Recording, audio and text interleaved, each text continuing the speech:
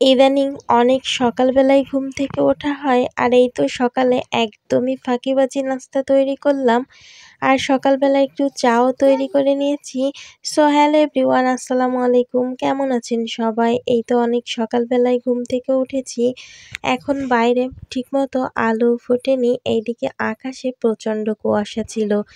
মাঝে একদমই শীত কমে গিয়েছিল, আর ইদানিং আবারও শীত পড়া শুরু হয়েছে নতুন করে। এইদিকে নাস্তা বানাতে চলে এসেছি, যেহেতু সকাল সকাল ঘুম থেকে উঠেছি, তাই চিন্তা করলাম বসে থেকে কি করব, তাহলে নাস্তাটা রেডি করে ফেলি।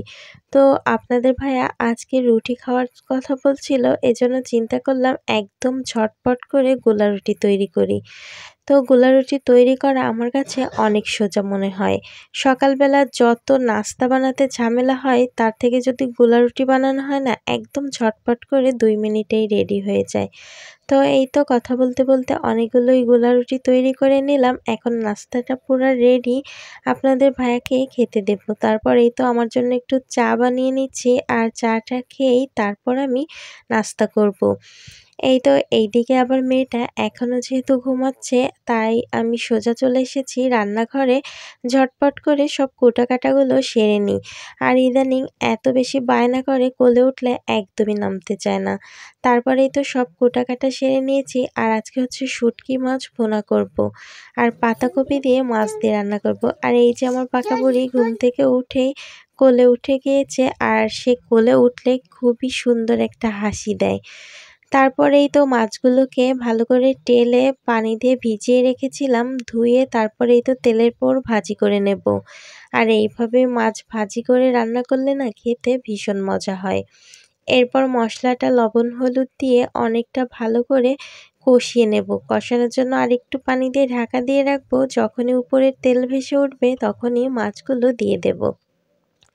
দিয়ে কিছু সময় ভালো করে ভাজা ভাজা করে কষিয়ে তারপর ঝোল দিয়ে দেব। একটু বেশি সময় নিয়েই কষাতে হবে। শুটকি মাছটা যত বেশি কষানো হয়, তত বেশি মজা হয়।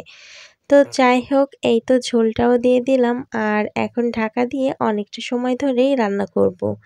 তো রান্নাটা শেষ, এখন নামিয়ে ফেলবো।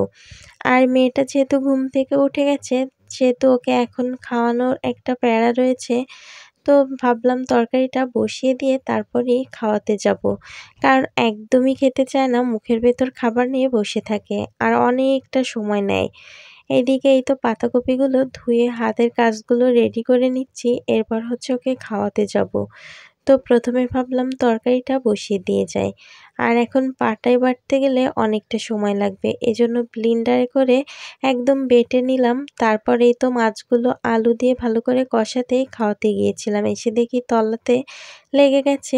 যাই হোক, কোনো ব্যাপার না। এখন পাতাকপিগুলো দিয়ে তারপর হচ্ছে ঢাকা দিয়ে রাখবো। অনেকটা পাতাকপি যেহেতু, সেটা একদম নাড়াচাড়া করতে পারবো না, এজন্য ঢাকা দিয়ে রেখেছিলাম। আর এসে দেখি কমে একদম অর্ধেক হয়ে গেছে।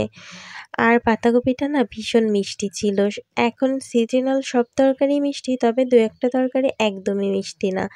এখন ভালো করে কষিয়ে ঝোল দিয়ে দিয়েছি। তারপরেই তো তরকারিটা প্রায় হয়ে গেছে, মাছও দিয়ে দিয়েছি। আর কিছুক্ষণ রান্না করলেই হয়ে যাবে। আজকের ভিডিওটা এই পর্যন্ত। সবাই ভালো থাকবেন। আল্লাহ হাফেজ। আসসালামু আলাইকুম।